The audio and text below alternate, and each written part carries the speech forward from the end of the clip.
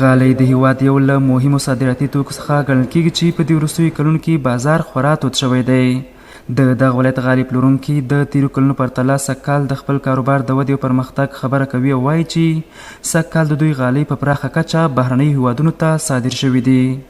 کارگاه‌های قالین بافی الحمدلله فعال است در ولسوالی‌های ولایت قندوز، در مرکز ولایت قندوز. کسایی که در صنعت قالین فعالیت دارن همگیش فعال است.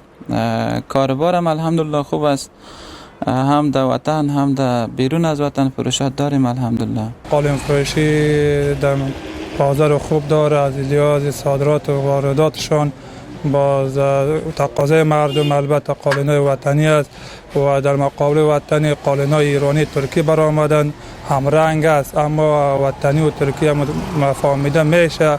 په ورته مهال د کندوز یو شمېر اوسیدونکي د وطني غالیو د نړیوال شهرت په اړه وایي او زیاتوي چې د غالیو اوبدونکو په ملاتړ سره به خلکو ته لا د کار زمینه برابره شي. له اسلامي امارت څخه غواړو چې د تیر په څیر له غالۍ اوبدونکو څخه خپل ملاتړ لا زیات کړي ترڅو د لاسي صنعت سره لیوالتیا ډیره او خلکو ته د کار زمینه برابره شي. دا په داسې حال کې ده چې د اسلامي امارت رهبري تل په هیواد کې د خصوصي سکتور او لاسي صنایعو په ملاتړ ټینګار کړی او پانګوالو ته یې هم د پانګونې ښه زمینه برابره کړې ده.